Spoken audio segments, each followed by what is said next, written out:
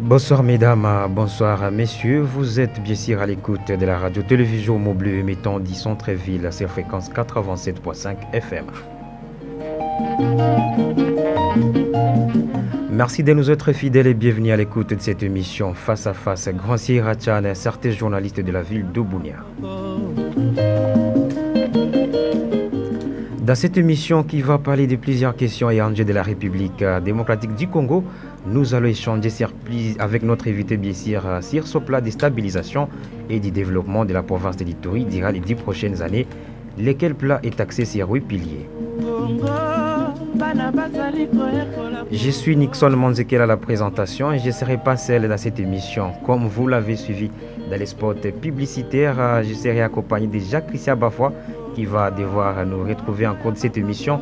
Et Dieu merci Oudongo de la radio Canard Révélation à qui j'ai dit bonsoir. Bonsoir Nixon Manzekele et bonsoir également à tous les auditeurs de la 87.5, la radio-télévision Mobile Bunia.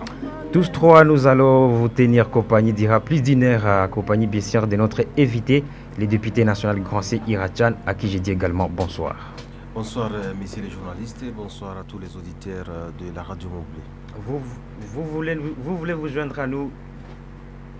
Vous voulez vous joindre à nous, mesdames, messieurs, n'hésitez pas de nous envoyer vos préoccupations au plus 243 82 plus 283 43 plutôt 81 90 00 009 à la fin. Je répète pour une meilleure audition, les 081 92 00 009 à la fin. Congo, Congo Ndemboka. Mbokango Mokengeli, Léopard. Eh bien, Jacques-Christian Bafoy vient de nous recevoir déjà dans les studios. Bonsoir. Bonsoir, confrère. D'entrée des jeux, député national Grand C. Irachan, j'ai deux petites questions. Vous avez siégé durant 5 ans à l'Assemblée nationale à République démocratique du Congo, bien sûr. Vous évaluez en combien votre bilan à terme de démarches parlementaires et quelles ont été les issues de ces démarches? Il est quasiment difficile de pouvoir évaluer toutes les démarches que nous avons faites parce que s'il faut les chiffrer, ça pourrait dépasser 40.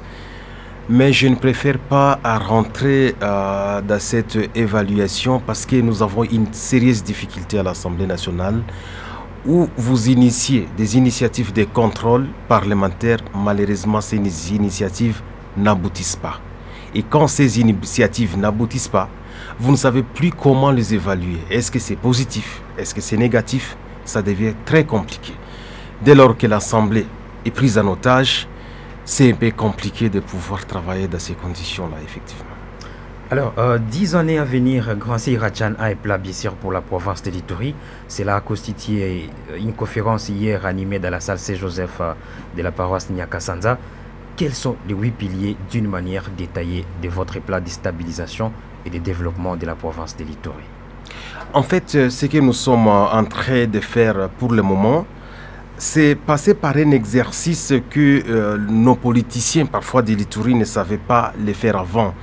Parce que vous ne pouvez pas commencer à réfléchir comment appuyer la population, comment les aider à aller de l'avant quand vous ne leur présentez pas en fait votre façon de pouvoir faire les choses, votre façon de travailler, votre vision politique. Parce que nous sommes appelés à être élus aujourd'hui pour une seconde législature, donc pour d'autres années qui sont à venir.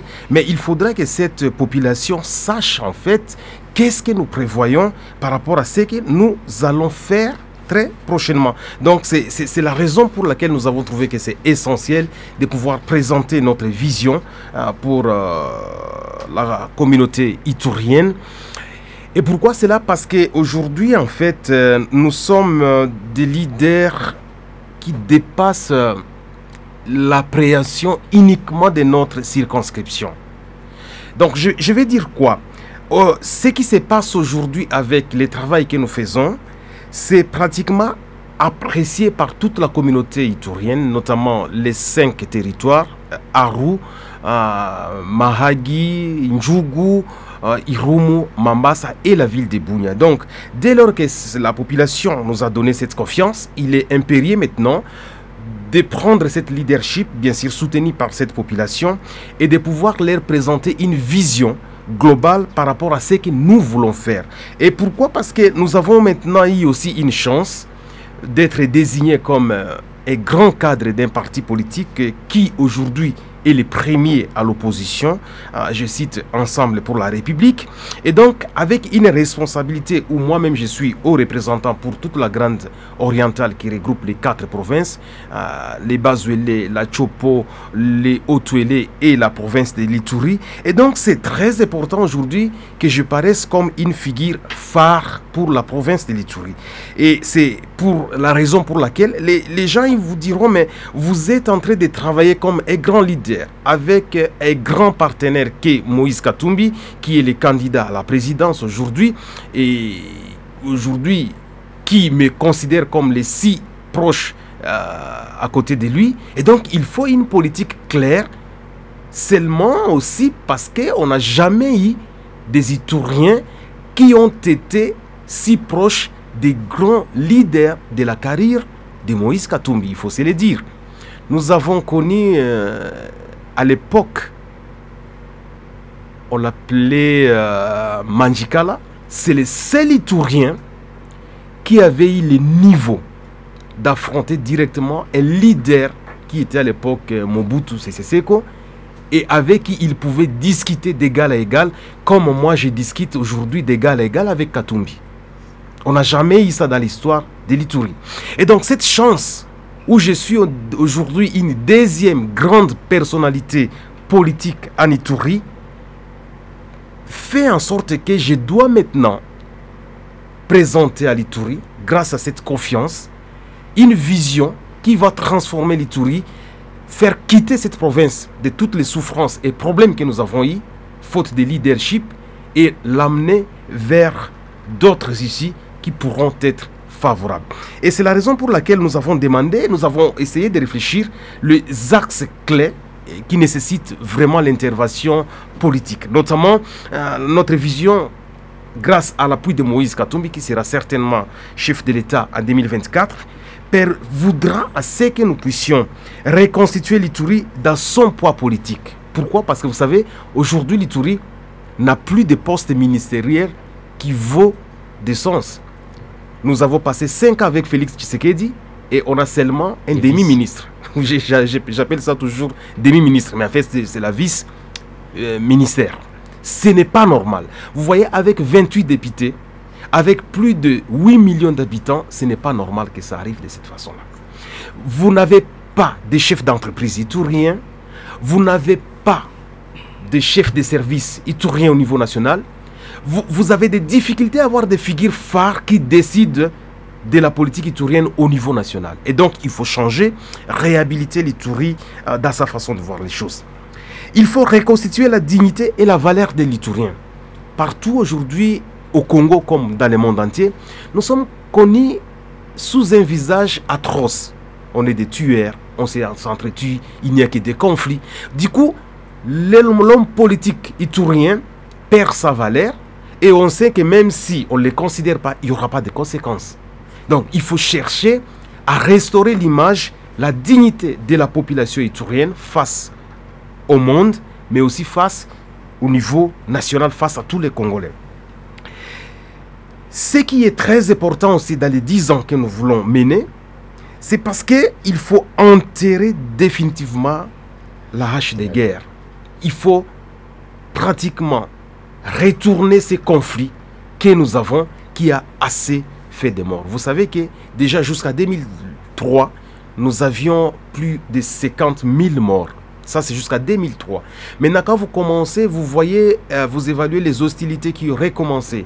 De 2017 jusqu'à ce jour, nous avons dépassé le seuil de 10 000 morts encore. Donc, de 1999 jusqu'à 2023, on dénombre plus de 60 000 morts parmi la communauté iturienne. Et ça, je l'ai dit, c'est ça compter les conséquences des déplacements et des massacres ou alors des mauvaises conditions de la population. Je voudrais dire quoi? Il y a beaucoup de gens qui meurent de la malaria, soit des diarrhées, soit des différentes conséquences, parce que tout simplement, ces gens sont victimes des conflits, ils se sont déplacés. Vous allez dans les camps des déplacés, ils sont affamés, ils ont des santé fragiles, donc ils ne peuvent plus résister à des maladies et on dénombre beaucoup de morts qu'on ne pourra plus comptabiliser comme des gens qui ont été assassinés soit par des armes blanches, des machettes ou tirés à coups de fusil, mais des gens qui ont perdu la vie à cause des conséquences de la guerre. Et donc, s'il faut prendre tous ces nombres, nous avons dépassé 90 000 morts en Ituri de 1999 jusqu'à 2023. Il faut donc chercher à mettre fin et à passer à une étape. Et ce qui est grave, la communauté iturienne aujourd'hui a totalement oublié que nous avons été massacrés et que tous les jours nous sommes massacrés, nous sommes tués, nous sommes assassinés. Donc nous sommes face à une communauté qui oublie très vite ce qui s'est passé et donc ça expose maintenant la suite des événements. Quand vous voyez la communauté européenne, américaine et tout le monde, on commémore les dates en rapport avec des massacres, des conflits, des guerres, pour que les enfants ne reviennent plus à ces atrocités qui ont assez fait des dégâts. Mais chez nous, on ne commémore plus rien. On a oublié qu'on a été massacré. On a oublié plus de 90 000 morts. Et donc, on reste comme si de rien n'était. Donc, il faut mettre fin à la guerre. Vous savez que nous avons un problème sérieux dans notre lien socio-économique. Aujourd'hui, il y a des cohabitations très difficiles entre des communautés. Mais en fait, c'est parce qu'il y a des tireurs de ficelles, des gens qui voudraient coûte que les communautés ne vivent pas. Donc il faut refaire les liens socio-culturels pour que l'Ituri gagne et pour que l'Ituri soit uni. Parce que nous avons une richesse, une diversité avec plus de 21 communautés que nous pouvons exploiter. Et donc il faut prendre cette communauté-là, pouvoir l'utiliser ou les utiliser, ces communautés-là, avec l'apport de ceux-là qui ont choisi leur résidence de vivre avec nous en Ituri pour que nous soyons plus efficaces. C'est très important. Et je dirais encore dans le 5e palier, il faut relancer le développement socio-économique. Vous savez qu'aujourd'hui, il y a des destructions partout. Ndjougou est vide, Lirumu est vide, une partie des Mag est vide. Il faut refaire ces liens et aussi relancer l'économie de notre province. Vous savez, je suis en train de faire des recherches à doctorant et j'ai trouvé, en zootechnie bien sûr, qu'en 1960, on avait plus de 600 000 têtes de bétail, des vaches.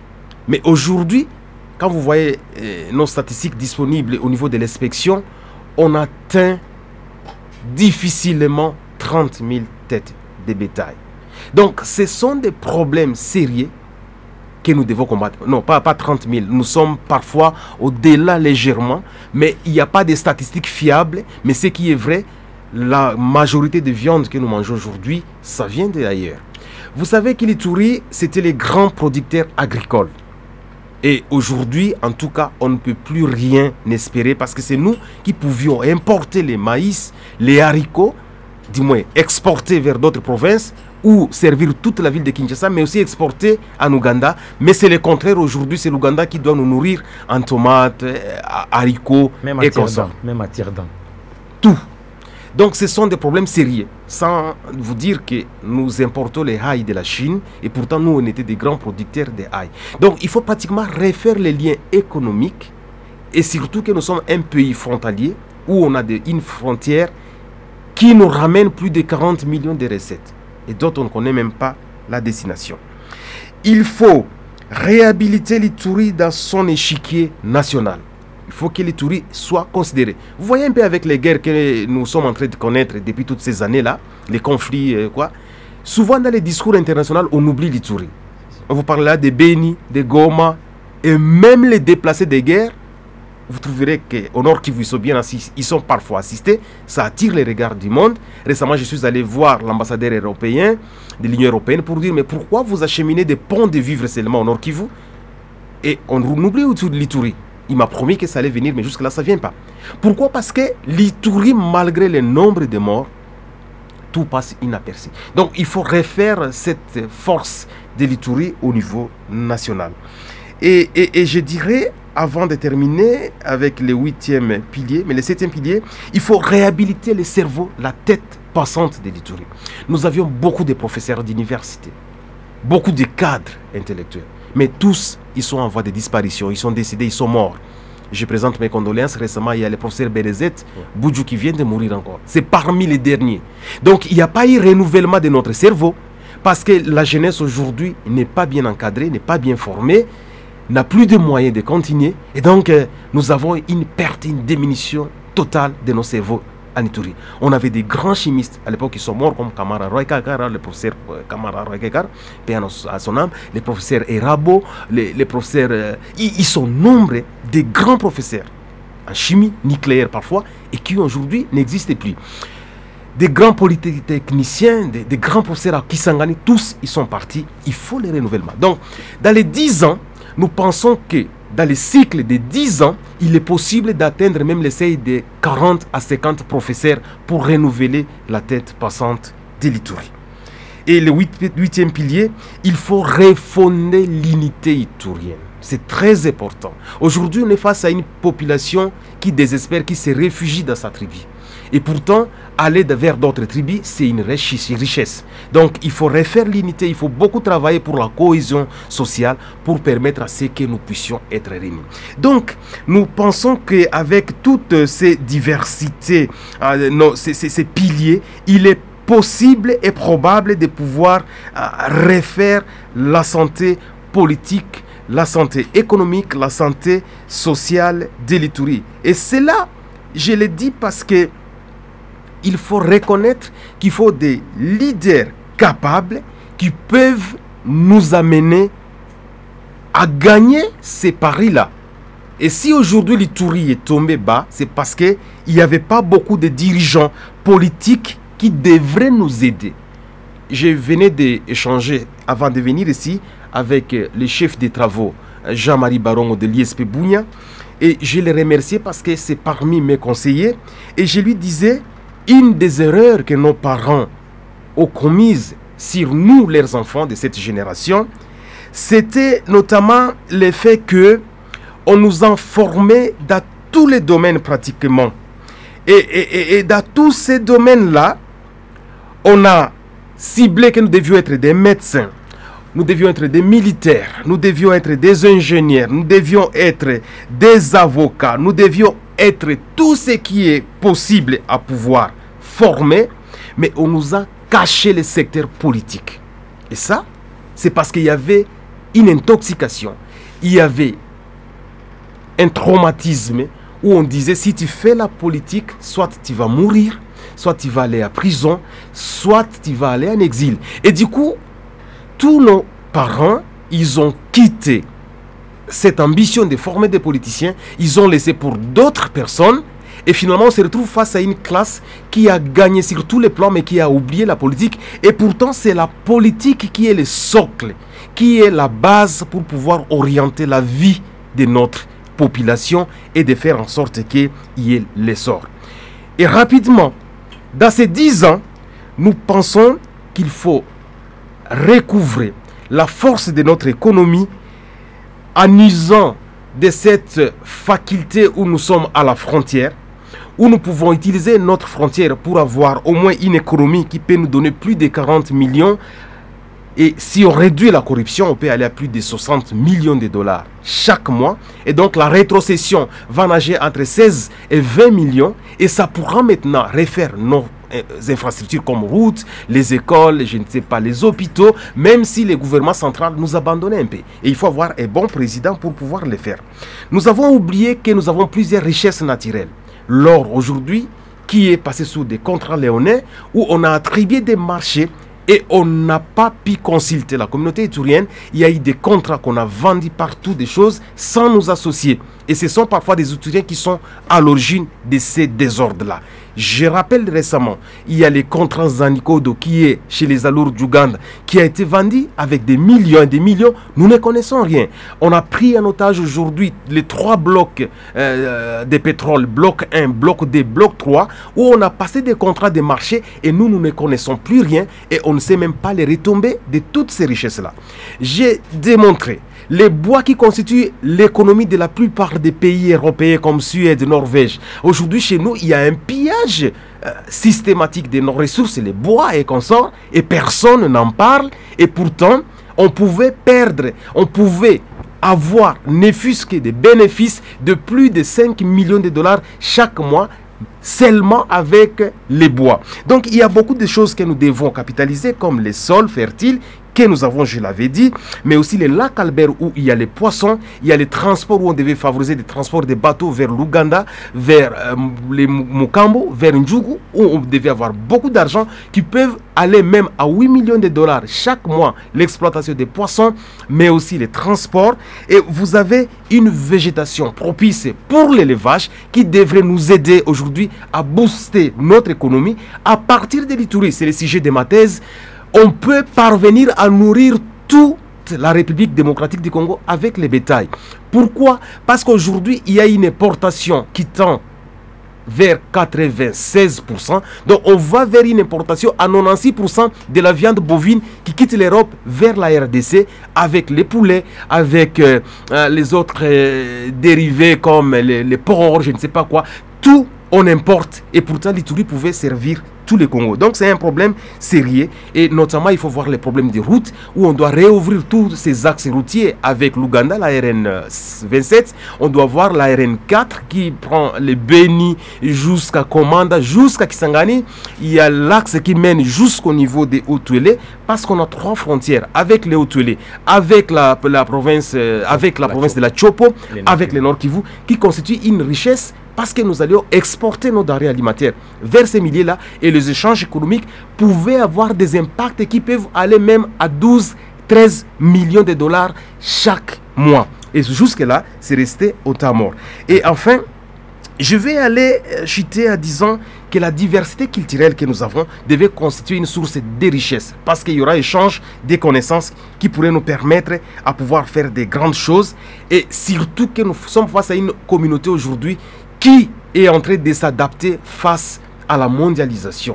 Et par là de mondialisation, nous avons un aéroport aujourd'hui qui est presque le dernier qui ne ressemble pas à une province qui a beaucoup de ressources. Vous savez, vous allez à Goma, c'est l'aéroport international. Vous allez à Kisangani, c'est l'aéroport international. Vous allez à Isiro, c'est un grand aéroport qui dépasse celui de Bunia. Mais il n'y a que Bunia qui a cette petite piste aujourd'hui qui fait en sorte que ce sont des petits avions qui atterrissent et on ne peut pas accueillir Kenya Airways, je ne sais pas, Ethiopian et d'autres avions internationaux qui pouvaient faire en sorte que nous puissions aller vers Dubaï, vers le monde pour pouvoir faire des échanges économiques. Donc voilà ce que nous voulons réhabiliter dans les 10 ans. Et moi je le dis parce que je gère un parti politique qui doit avoir des ambitions avec des députés nationaux, des députés provinciaux et des conseillers municipaux. Et ensemble, nous pouvons définir une politique de la province. C'est là où je présentais pour avoir de la population un avis qui permettra à ce qu'on fasse ces partenariats, cette alliance qui va aller jusqu'à 10 ans. Alors, voilà. Député Gracien, comme le titre de l'émission l'indique, hein, c'est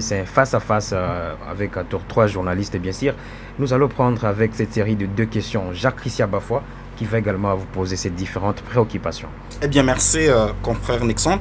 En vous écoutant dans votre première intervention, honorable Gracien, nous sentons que vous avez des visions enrichissantes pour la province de l'Ituri. Mais nous ne comprenons pas pourquoi vous attaquez une élu du peuple, vous êtes à l'Assemblée nationale, avec tout ce que vous venez d'expliquer ici, autour de 8 piliers, comment vous ne pouvez pas faire passer ces idées au niveau de l'Assemblée nationale, là vous siégez à tout moment, parce que vous êtes au dernier mandat exactement, à faveur de vos électeurs, et bien que vous êtes dans l'opposition, semble-t-il que vous restez pleurnichant, vous de l'opposition, on ne nous écoute pas, ceci, cela, mais pourquoi vous ne pouvez pas faire passer cette vision que vous venez d'expliquer ici pour faire enrichir, rapprocher votre base, votre électorat, en voyant ce que vous faites au niveau de l'Assemblée? Merci, c'est une question vraiment importante. Pourquoi on ne parvient pas à s'exprimer à Kinshasa par rapport à ces visions de développement? C'est parce que nous sommes en train de commettre des erreurs à partir de la base. En fait, le problème c'est quoi? Vous avez beaucoup de partis politiques au Congo et vous avez des partis isolés, séparés, qui font en sorte que les idées ne peuvent pas converger vers des développements ou vers un objectif commun. Pourquoi je le dis? Vous savez que pour avoir un gouverneur en Ituri, il faut faire une coalition de différents partis politiques. c'est un problème. Pour avoir un premier ministre en République démocratique du Congo, il faut négocier, il faut faire des consultations et avoir une coalition politique. Mais ce qui peut donner la source en Ituri pour un bon gouverneur, ce qui peut donner une bonne solution aussi à l'Assemblée nationale, c'est un parti qui a la majorité à l'Assemblée nationale. Et donc, c'est ce parti qui va piloter une politique qui permettra à ce qu'on sache l'évaluer à la fin. Donc, vous ne pouvez pas avec, je donne l'exemple des députés nationaux, parce que vous avez parlé de la députation nationale, vous avez 28 députés nationaux issus de plusieurs, peut-être plus de 50 partis politiques qui ont fait des coalitions à travers les regroupements. Mais vous êtes obligé de rassembler les gens pour parler le même langage. Et pourtant, chacun va, si vous le faites, chacun va donner des conditions. Un exemple banal, c'est comme un père de famille qui voudrait refaire sa famille apprenant tous les enfants qui ont été mis hors mariage ou avec les autres partenaires, et il veut maintenant fonder un foyer où il va mettre 10 enfants ensemble qui viennent chacun de sa mère. La cohabitation de cette famille ne sera pas difficile et vous aurez des réactions différentes. Donc, sans tourner autour du pot, une bonne politique, une bonne vision, il faut un parti politique qui a la majorité de la confiance de la population. Moi, je suis de Ensemble pour la République, de Moïse Katumbi. Si nous parvenons à avoir au moins sur les 47 députés provinciaux, vous divisez par 2, si nous parvenons à avoir au moins 26 députés provinciaux de Ensemble pour la République, il n'y aura pas de mention en désordre pour déséquilibrer les gouverneurs. Parce qu'il y a une famille qui gère la politique. Il y aura une politique au sein de cette famille politique pour donner une vision, un programme. Parce que quand on a une vision, c'est quand on n'est pas au pouvoir. Mais quand on est au pouvoir, il faudra plus un programme qui va permettre à ce qu'on voit les développements. Donc, on a quand même des axes qui seront contrôlés par une majorité qui est pilotée. Je donne mon exemple. Moi, je gère les partis Ensemble pour la République dans la Grande Orientale. Donc, je suis patron de ces partis ici à Ituri. Et donc, si on vote mes candidats députés de mon parti Ensemble pour la République, ça permettra à ce que je puisse gérer la province avec la confiance que les gens m'ont donnée et que j'aille sur cette vision-là. C'est là où je dois aujourd'hui demander à la population de voter pour les candidats de Ensemble s'ils veulent les changements, parce qu'au moins là, il n'y aura pas de manipulation. Si Ensemble pour la République a la majorité parlementaire à l'Assemblée nationale, ça permettra à ce que nous puissions avoir un premier ministre sans discussion et qui va piloter la politique du parti. Et quand ça sera la politique du parti, c'est la vision de Moïse Katumbi et ma vision. Donc c'est à cela qu'aujourd'hui au Sambouri, c'est parce que nous sommes en train de confectionner des majorités. On leur donne de l'argent, on leur fait ceci, et donc chacun trouve sa part. Et donc, pour répondre à votre question en finir, pour que nous puissions avoir un bon développement, il faut qu'il y ait un parti qui s'impose, un parti où la population fait confiance pour pouvoir avoir des retombées. Et donc, on va exposer à la base nos visions. Et quand, par exemple, si la population de l'Ituri adhère à ma vision, va élire massivement les députés de Katumbi, de Moïse Katumbi, de mon parti politique. Et alors, nous allons mettre en exécution cette vision. Ça sera facile, il n'y aura pas de blocage. Mais si on ne vote pas massivement, il y aura quelqu'un qui va bloquer. C'est comme moi, par exemple. Je me retrouve à l'Assemblée nationale. Seul, je vais faire quoi? Comme les gens ont réclamé la levée de l'état de siège. Je suis seul. Je ne saurais pas lever l'état de siège. Mais si on était majoritaire, on peut lever l'état de siège. Donc c'est à cela qu'il faut travailler en groupe et ça demande la confiance de la population. À cela, il faut travailler en groupe, vous l'avez dit. Mais prenons le cas présentement, honorable Grancien. Tout le monde sait que vous êtes de l'opposition. Le rôle de l'opposition, c'est comme un garde-fou pour aider le gouvernement, pour aider le pouvoir à place à mieux faire. Qu'est-ce que vous faites au sein de l'opposition? Est-ce que restez seulement pour dénoncer ou vous contribuez aussi à aider le pouvoir à place à mieux faire ces terrains? Non, nous, on a été toujours une opposition républicaine. Ça veut dire que ce qui est pour l'intérêt de la population, nous l'acceptons. Et ce qui n'est pas pour l'intérêt de la population, nous ne l'acceptons pas. C'est comme ça que nous avons quitté l'Union sacrée. Parce que nous, étant avec l'Union sacrée, nous leur avons prodigué des conseils. Nous leur avons donné des chemins à suivre, mais ils n'ont jamais suivi ces chemins-là. Et même quand nous étions à l'opposition, nous ne cessons de leur donner des pistes. L'Union sacrée pense que quand nous sommes en train de contrôler le gouvernement, il confond le contrôle à l'acharnement. Donc on pense que contrôler le gouvernement, c'est tendre des embûches, c'est mettre des cales, des épines sous le gouvernement. Non, mais comment vous pouvez amener un ministre ou un premier ministre à bien travailler si vous ne le contrôlez pas. Si on découvre par exemple il a mal fait son travail, il y a des moyens de contrôle et il y a des moyens qui permettent à ce qu'on sanctionne ces ministres. Et l'Assemblée nationale vous bloque, refuse à ce que vous puissiez sanctionner. Donc même si vous voulez présenter des voies et sorties pour que les pays aillent de l'avant, vous êtes bloqué par l'Assemblée parce que vous risquez de démystifier leur sale caractère qui consiste à bloquer les intérêts de la population. Et donc du coup c'est difficile de travailler dans une opposition républicaine parce que quelles que soient les bonnes actions, les preuves que vous voulez montrer, les bonnes œuvres que vous voulez mettre à l'attention du gouvernement ou du pouvoir, ils vont refuser. Et donc ça ne sert pas là, ça ne sert à rien. C'est là où je disais au départ aux journalistes qui a lancé que c'est difficile d'évaluer les moyens de contrôle, les initiatives parlementaires, parce qu'il y en a eu tellement qu'ils ont rejeté. J'ai fait des motions, j'ai fait des moyens d'interpellation, j'ai tout fait.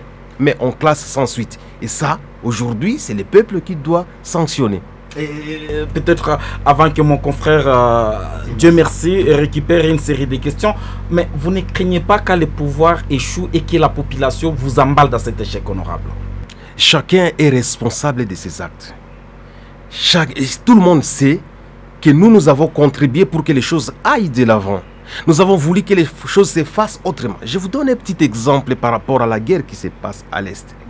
Nous avons eu des résolutions et des recommandations au gouvernement pour que la guerre cesse à l'Est. C'est quand la population avait crié... Dans le cadre de l'Itourie, j'espère. Exactement. Quand la population a crié sur l'état de siège, à 2-3 mois, c'était d'ailleurs moi qui ai fait une pression grâce à un petit pouvoir que j'avais sur les députés nationaux comme président des collectifs, donc les cordons des collectifs des 26 provinces.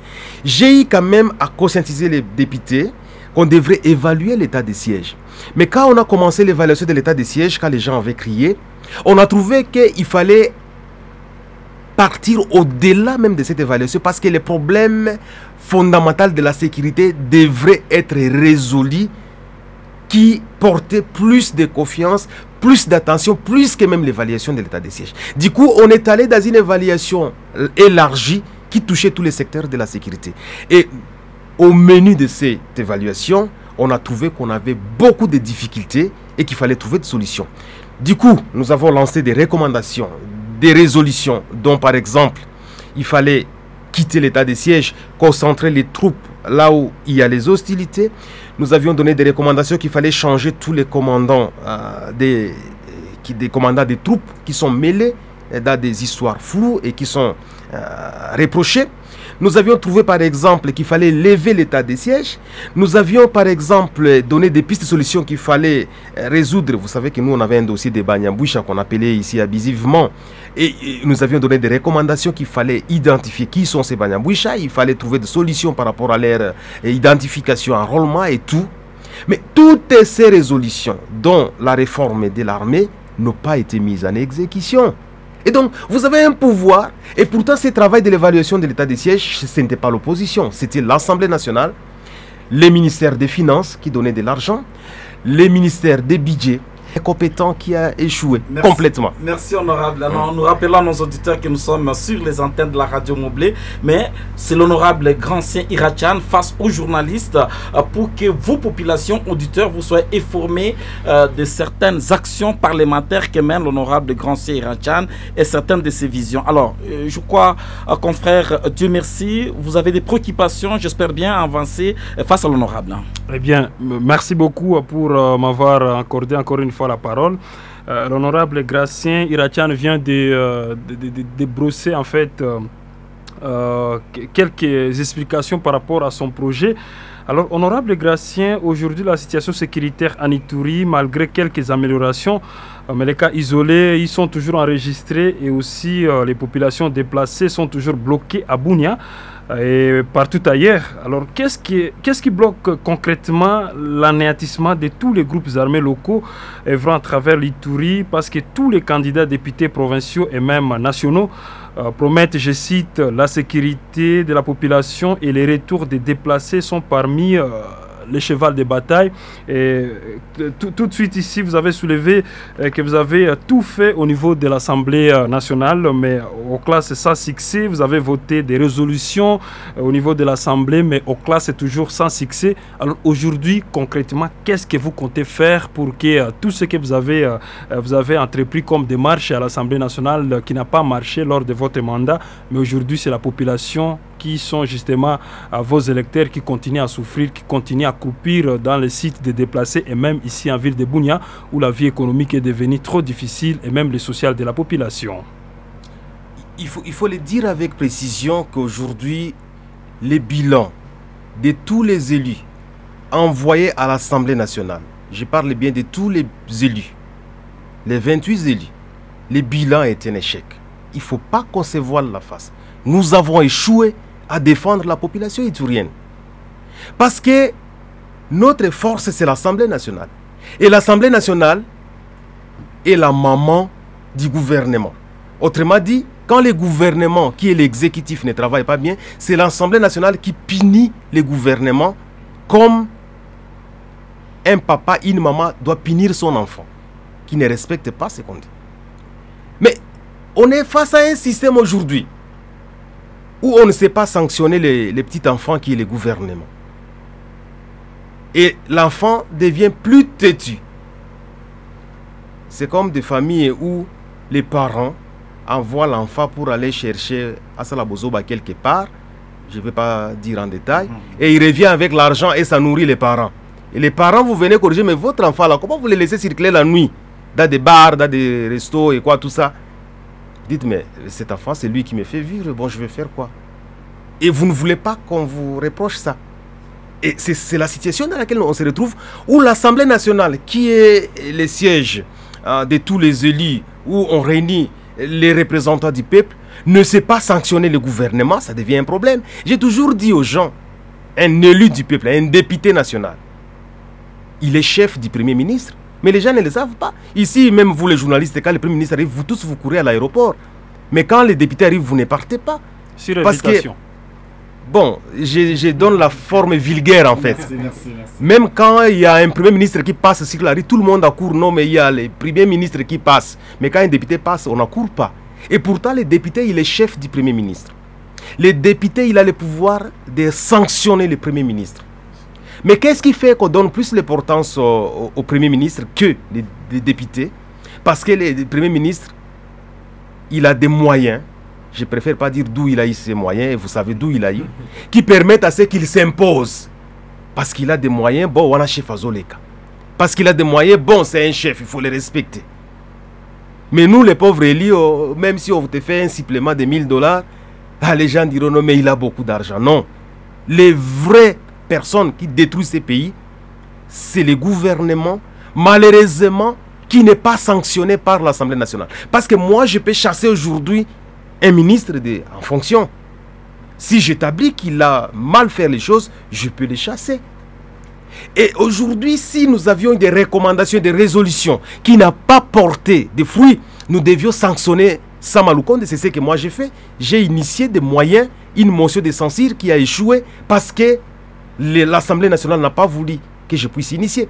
Parce que Sama Lukonde devrait être chassé du gouvernement. Il a échoué sur tous les plans. D'ailleurs, il a grossi, vous l'avez vu, il a grossi depuis qu'il a géré les pays. Il a grossi. Mais vous vous dites, est-ce qu'il travaille ou il est venu se faire de la santé? Donc, il y a des choses aujourd'hui que nous sommes en train de voir au gouvernement qui n'inspirent pas confiance. Si on avait respecté les recommandations de défense et sécurité que nous avions menées à l'époque à l'Assemblée nationale, aujourd'hui, il n'y aurait pas les M23. Parce qu'on a fait ça avant qu'il y ait les M23. Aujourd'hui, on n'aurait plus de groupes armés en Ituri, on n'aurait plus de groupes armés au Nord Kivu. Mais ils ont ignoré toutes ces recommandations et ces résolutions. Et la situation est devenue pire qu'avant. C'est parce que c'est le gouvernement qui a fait ça, appuyé par l'Assemblée nationale. Alors, les textes nécessitent normalement que nous puissions donner une réponse claire et réagir quand l'Assemblée nationale tolère ce genre de comportement. Il faut normalement sanctionner les bureaux de l'Assemblée nationale. Et c'est ce que moi j'ai fait. J'avais initié une motion, pas une motion, mais je dirais une pétition contre Mbosso afin qu'il puisse être sanctionné parce que c'est lui qui bloque la résolution. J'ai dit, Mbosso, comme vous bloquez la résolution pour remettre la sécurité à l'Est, parce que vous deviez contrôler ces résolutions, et comme le gouvernement n'a rien fait, donc c'est vous les problèmes. Comme vous bloquez les initiatives parlementaires de contrôle, donc c'est vous les problèmes. Il faut vous faire sauter, parce que vous êtes député comme tout autre député, et qu'on mette notre député. Et j'ai demandé l'appui de mes frères itouriens. Mais vous savez ce qui s'est passé, ils n'ont jamais voulu m'appuyer, nous, mes frères itouriens. Il ne faut pas qu'on soit lâche pour le dire. Donc vos collègues députés. Ils n'ont jamais voulu m'appuyer. Il y a un seul qui m'a appuyé, sur les 28. Mais comment? Parce que moi j'avais des influences avec les autres députés. Mais avant que les autres adhèrent à mon initiative, je dois avoir quand même des frères à moi qui adhèrent parce qu'on a une situation commune qui ne marche pas dans l'insécurité. Mais quand je leur amène la proposition, je dis écoutez mes frères, c'est Mbosso qui bloque nos initiatives pour qu'on ne sanctionne pas les gouvernements. Faisons sauter Mbosso. Comme ça, on met un député qui aura peur et il va faire passer nos résolutions et les faire respecter à l'Assemblée nationale, au gouvernement de la République. Mais mes frères se sont retournés contre moi. Ils sont allés me mettre en conflit avec mon chef coutumier qui est décédé, paix à son âme, le pauvre chef Serge. Ils m'ont attaqué à partir du territoire de Magui. Ils ont commencé à fabriquer des histoires pour dire que je suis en train de créer un groupe rebelle de miliciens, l'insurrection contre l'État, il faut qu'on m'arrête. Ils ont créé des histoires. Mes propres frères itouriens, ils ont créé, quand on a commencé à me pourchasser à Kinshasa, je me cachais. Ils ont fait une déclaration publique pour dire que non, mais Gracia, il est vraiment en sécurité. Il n'a pas de problème. Jusqu'à ce que j'ai été pris au filet. Et on connaît ce qui s'est passé jusqu'à ce que je sois transféré à l'étranger. Donc il y a des situations, jusqu'à aujourd'hui, je poursuis les soins à l'étranger parce que mes frères n'ont pas voulu me protéger, me soutenir. Donc le problème est d'avoir des élus qui ont des consciences, qui peuvent s'entraider, qui peuvent comprendre la peine, les problèmes de la population. Et c'est en cela qu'on pourra avoir un gouvernement qui est responsable. Donc pour aujourd'hui, il faut le dire, on a un gouvernement des fainéants, un gouvernement des incapables, un gouvernement des vautours, un gouvernement des gens qui n'aiment que leur ventre, il faut le dire. C'est profond. C'est pas profond, ce sont des mots français qui disent la vérité. Ce sont des gens qui sont affamés, malheureusement qui ne se rassasient pas. Je ne peux pas comprendre, vous volez 324 millions récemment des jeux de francophonie, et pourtant on sait que Congo Airways n'a plus d'avions, mais vous volez l'argent qui peut acheter 30-40 avions, vous les volez, et il n'y a pas de... on ne vous poursuit pas. Vous pouvez vous imaginer des choses comme ça. Vous pouvez vous imaginer les chefs de l'État, on détourne plus de 15 millions dans sa propre province, l'argent qui est destiné à construire de l'université, je ne sais pas quoi. Et lui, il ne dit rien. On vole 15 millions, il ne dit rien. On vole 20 millions, il ne dit rien. Vous cherchez quel qualificatif pour qu'on le dise? Non, mais on est allé plus que dans des antivaleurs qu'il faut vraiment corriger. Alors, vous avez parlé justement de ces démarches que vous avez entamées du côté Kinshasa lors de votre mandat, mais vous avez aussi demandé l'état de siège aujourd'hui pour résoudre les problèmes sécuritaires en Ituri, mais vous avez voté des résolutions pour, je ne sais pas, la réqualification ou encore la levée pure et simple de l'état de siège. Où en est-on aujourd'hui? Parce que la population réclame la levée de l'état de siège. Et il y a certains, dernièrement on a organisé même la table ronde à Kinshasa, mais jusqu'à aujourd'hui, la population n'est pas encore satisfaite. Mais vous, Eli... Mais je l'ai dit, c'est un gouvernement de menteurs. Je vous l'ai dit, c'est un gouvernement de gens qui ne méritent pas de respect. Parce que je vous l'ai dit, vous étiez là les jours où je fais les points de presse. Vous étiez là, j'avais dit que ces assises, c'est pour parler, n'ont pas de sens. Je l'avais dit quand ils étaient... On a vu tous les députés courir à Kinshasa. Ils sont allés là-bas. Mais moi, je suis resté ici. Et les gens disaient, mais pourquoi tu ne vas pas? Ce sont des choses qu'on vote là-bas et des choses importantes. Mais moi, je dis non, je ne pars pas parce que ça n'a pas de base légale. C'est anticonstitutionnel et ça ne donnera pas de fruits. Et j'ai dit aux gens, les dangers, je vous l'ai dit, vous les journalistes, parce qu'il y a des journalistes parmi vous qui ont dévié même mes propos. Je vous l'ai dit que le danger, c'est que Félix Tshisekedi peut se couvrir pour dire, bon, j'ai consulté la population et ils m'ont demandé de maintenir l'état des... S'il disait ça, vous alliez dire quoi? C'était ça les pièges. En fait, on a consulté la population pour juste chercher des prétextes. La vraie raison, ce n'était pas la consultation, je vous l'avais dit à l'époque. Parfois, les gens ne m'écoutent pas, mais c'était ça. Parce que le chef de l'État n'a rien à faire avec la levée de l'état des siège. Je l'avais dit aux gens. Ce n'est pas de sa compétence. Lui, il promulgue, il lance, il signe l'état de siège et après un mois, lui, il n'a plus rien à faire avec l'état de siège. C'est l'Assemblée nationale qui devient héritier de la levée ou non de l'état de siège. Mais comme les députés sont habitués parfois à mentir, à se cacher, ils ne veulent pas qu'on dise que c'est eux qui doivent lever l'état de siège. Mais moi, je peux condamner celle, ça ne changera rien. Il faut que tout le monde puisse... Il faut au moins la majorité pour que ça change. Mais au moins, si les députés de l'Ituri et du Nord Kivu quittaient la salle, ça pouvait faire une pression pour qu'on puisse lever l'état de siège. Mais ils n'ont jamais quitté la salle. Mais quand ils ont quitté la salle, ils vont passer chez le président de la République. Après, ils reviennent sans lever la mesure. Chacun revient dans la salle comme donc, ils nous trompent ici en Ituri. Je ne sais pas. Chacun de pouvoir apprécier, parce que moi je dénonce les antivaleurs. Donc, quand vous avez des gens qui ne respectent pas leurs paroles, on en arrive à se convaincre. Ils ont dit qu'ils vont consulter la population pour lever l'état des sièges. J'ai appris, parce que je n'ai pas suivi, mais j'ai appris que les chefs de l'État auraient parlé récemment pour dire, bon voilà, je vais faire ceci, cela, à propos de l'état des sièges. Rien n'est fait jusqu'à aujourd'hui. La levée graduelle. Bon, je ne connais pas, parce que moi je m'intéresse plus, je n'écoute plus même ces discours.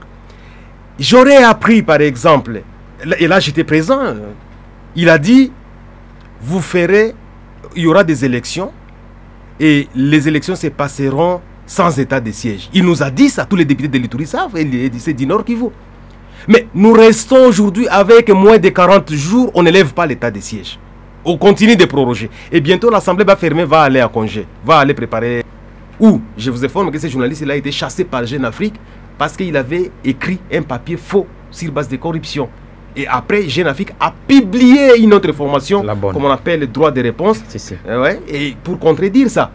Et nous avons amené même ces droits de réponse, et nous avons amené tous les documents qui démontraient que Katumbi reste congolais, et qui lui a donné ce certificat. C'est encore Tambo Mamba qui l'a chassé, qui l'a pourchassé. Donc Katumbi n'avait rien à voir. Alors, par rapport à la guerre, à 6 mois, je venais de vous dire ici, nous avons évalué l'état des sièges qui nous a permis d'évaluer le système sécuritaire de la RDC. Pour des secrets de défense, on ne peut pas les dire ici, tout ce qu'on a évoqué.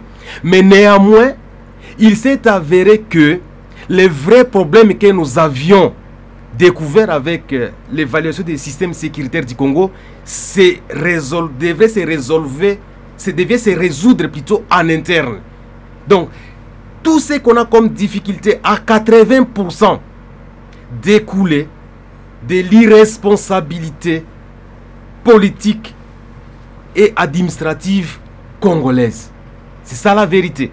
Et donc, la recommandation, les résolutions demandaient à ce qu'on refasse des efforts pour qu'il y ait des réformes qui permettront à ce qu'il y ait un point atteint pour pouvoir donner la force à l'administration congolaise de la sécurité et aussi à nos forces de sécurité d'être efficaces sur le terrain afin d'en finir avec la guerre.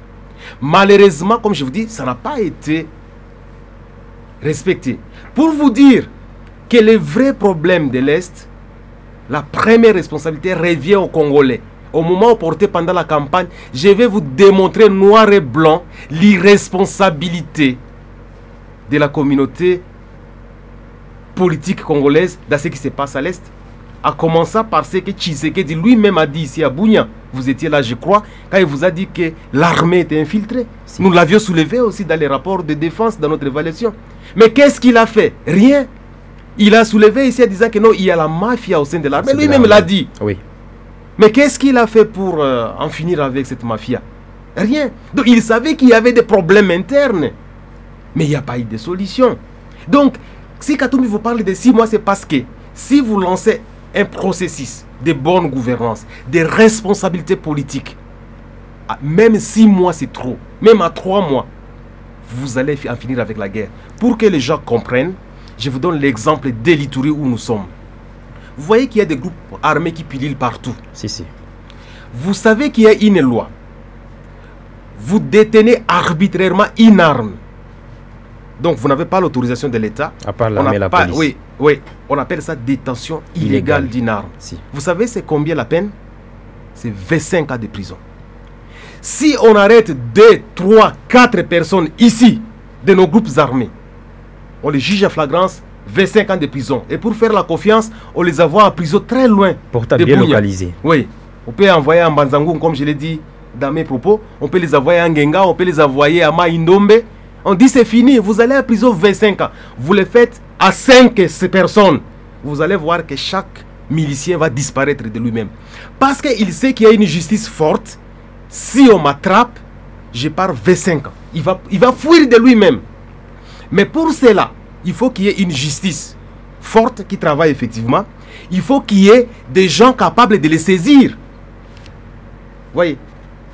Alors si vous n'avez pas de gens qui peuvent les saisir, si aujourd'hui les gens circulent avec les armes ici, vous savez que notre ville ici, partout les gens circulent avec des armes et que rien ne s'est fait. Ouais, la preuve est qu'on peut tirer sur les gens ici, oser faire les MP, ça après 18 h on tire sur vous parce que les armes circulent. Mais si on avait un système qui permet à ce qu'on puisse poursuivre ou protéger la population face à ces abus-là, mais les gens n'allaient pas tenir les armes. Donc si vous construisez le système judiciaire congolais, où normalement l'auditorat militaire devrait poursuivre toute personne de cette façon-là, si vous construisez un système de confiance où les policiers, l'armée, il est bien équipé, il est bien payé, où il peut aller vers les adversaires qui déstabilisent les pays, vous allez voir que tous ces gens vont fuir. Vous avez des collaborateurs pourchassés, arrêtés, mis à prison. Vous avez été associé à des groupes armés aux malfaiteurs. On vous met à prison 25 à 20 ans. Vous pensez qui va collaborer avec les miliciens? Mais ici, vous voyez les miliciens, ils viennent, ils boivent ici chez vous, dans vos bars que je ne voudrais même pas citer parce que je ne rentre plus jamais dans des bars. Ils boivent avec les gens et on sait que c'était le milicien qui vient d'entrer et les gens vont l'applaudir. On est dans quel pays, mon Dieu? Alors, il y a un auditeur qui vient de nous envoyer un message. Il nous demande de demander au député Gracie Rachan, si Moïse Katumbi arrivait à perdre les élections, quelle sera la suite de votre combat politique? C'est Émile Oyengi Chaori. Nous sommes dans la démocratie. Nous ne réclamons que la transparence, la crédibilité des élections. Si Moïse perd d'une façon crédible, d'une façon transparente les élections, ce n'est pas la fin du monde. C'est comme moi. Si on ne m'élit pas, on ne me vote pas comme député, ce n'est pas la fin du monde. Je continue ma vie. Il y a des gens qui veulent s'étrangler, mourir parce qu'ils n'ont pas été votés. Non. Si on ne vous vote pas, la vie continue normalement.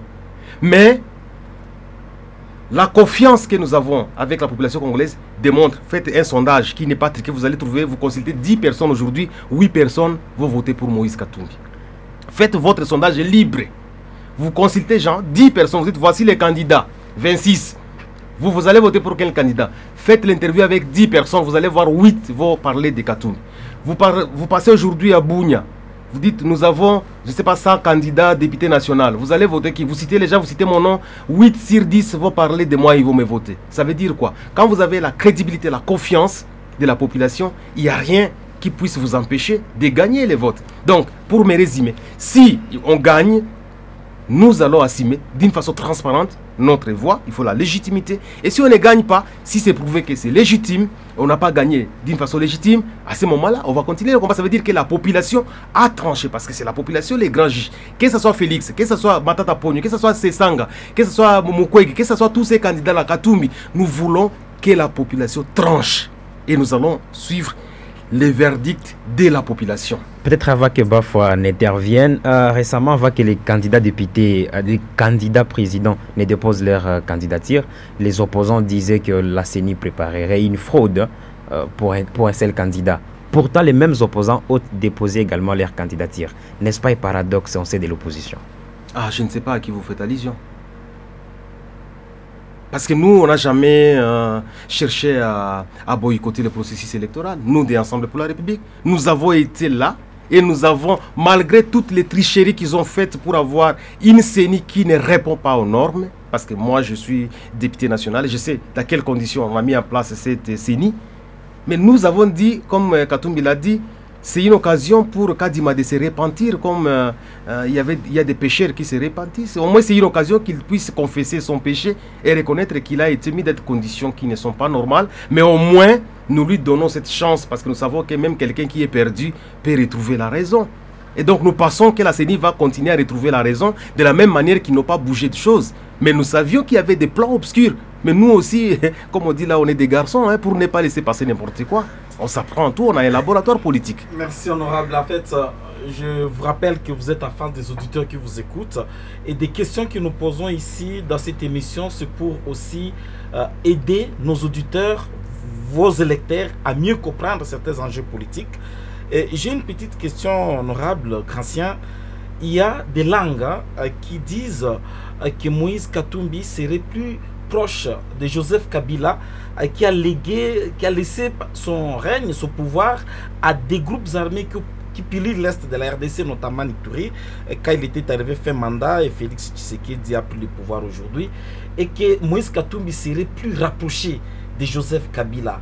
Et tout le monde sait qu'avec le départ de Joseph Kabila, il y a trop de groupes armés laissés après son pouvoir. Vous pensez que la population peut continuer à faire face à Moïse Katumbi? Non, il faut faire la part des choses. En fait, l'histoire de Moïse Katumbi, c'est quoi? Moïse Katumbi, c'était un homme d'affaires qui n'a jamais pensé qu'il allait faire la politique. Ce n'était pas dans son agenda. C'était un homme d'affaires. Mais il y a eu un problème au Katanga, c'est que les gens ne savent pas. La communauté katangaise a commencé à se fissurer. Du coup, il fallait chercher quelqu'un qui a la notoriété de réunir la communauté katangaise. Et c'est comme ça que Kabila, à l'époque, il va aller négocier. Je pèse mes mots. Il va aller négocier. Et d'ailleurs, plusieurs fois, avec Katumbi, pour dire, si tu n'acceptes pas de me sauver face aux Katangais, cette communauté va se disloquer. Et après plusieurs négociations, Katumbi a finalement accepté, sous réserve, avec des conditions. Et c'est la raison pour laquelle vous avez vu Katumbi, il avait un pouvoir qui dépassait les autres gouverneurs. Il pouvait retenir l'argent à la source, il pouvait engager des actions qui dépendaient du gouvernement, mais lui, il s'impose pour les faire au niveau de la province. C'est parce qu'on a négocié avec lui pour qu'il soit gouverneur pour l'intérêt de l'unité katangaise à l'époque. Et c'est comme ça que naturellement il a adhéré au PPRD. Mais il a dit à Kabila, attention, moi je suis quelqu'un qui respecte la loi et je ne voudrais pas que tu ailles en dehors de la loi.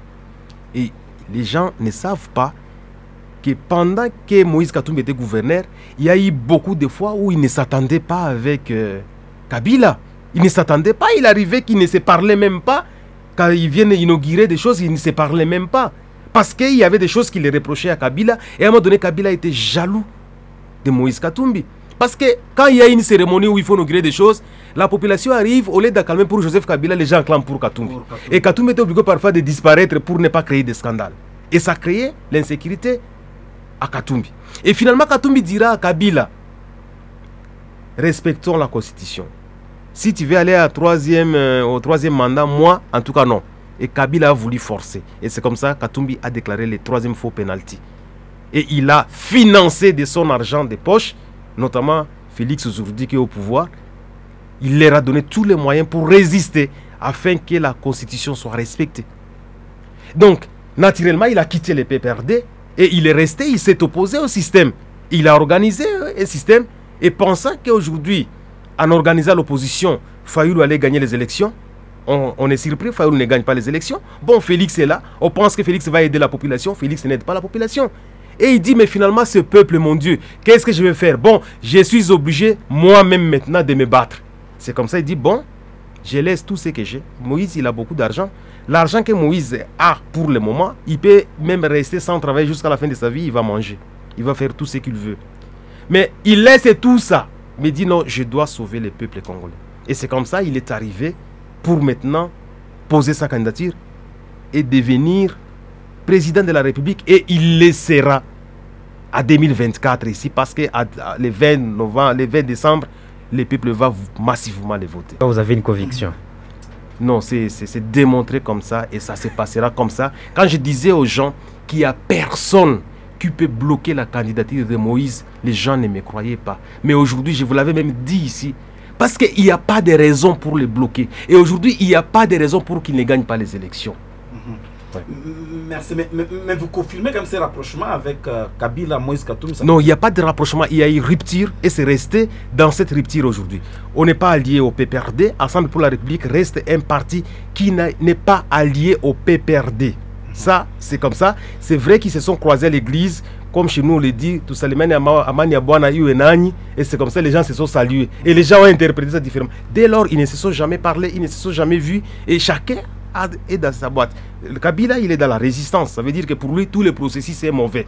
Il est dans la résistance. Il a même, vous savez que tous les partenaires de Kabila n'ont pas postulé. Et s'ils étaient en alliance, ils allaient être chez nous. Mais tous ils sont restés. Est-ce que vous pensez qu'ils peuvent laisser des cadeaux comme ça? Non. Ça veut dire que nous, on est indépendants, on est de l'autre côté. Très bien, honorable Gracie. Alors, c'est une supposition. Si jamais il n'y aura pas élection le 20 décembre 2023, est-ce que Moïse Katumbi est prêt de travailler dans un gouvernement de l'Union sacrée avec Félix Tshisekedi? Non, non, ça jamais. Jamais, jamais, jamais, jamais, jamais. Jamais. Nous avons un laboratoire politique qui fonctionne et nous savons que nous recherchons le bien-être du peuple congolais. Nous n'allons jamais travailler avec Félix Tshisekedi. C'est fini. Le pouvoir honorable. Non, on a tout fait pour lui donner la force. Et d'ailleurs, c'est nous qui avons donné la première force à Félix. Nous avons déplacé nos députés pour les donner à Félix. Mais il n'a pas voulu être reconnaissant de cet amour-là. Et donc, nous avons repris nos députés. D'autres sont restés avec lui, les Nzangi, tous ces Mouloutundu là. Il n'y a pas de problème. Ils peuvent rester à s'abriture avec le pouvoir. Mais nous, on revient du côté de la population. Et nous allons faire maintenant de nouveaux contrats avec la population. Et il ne sera pas question de faire une transition ou faire un gouvernement d'union nationale avec Tshisekedi. Jamais. Ça ne se passera pas. C'est vrai qu'en politique, il ne faut jamais dire jamais. Mais je vous dis, Tshisekedi a démontré la limite des choses. Il a fait des choses infaisables, s'il faut le dire. Des choses qu'on n'aurait jamais pu croire. Et donc, nous, on ne peut jamais s'associer à des choses comme ça. Nous, on reste propre, sans tâche. Nous, on est PMB, on est blanc. Hein? On n'a pas de problème. Hein? Je disais aux gens hier dans la salle, parmi les 26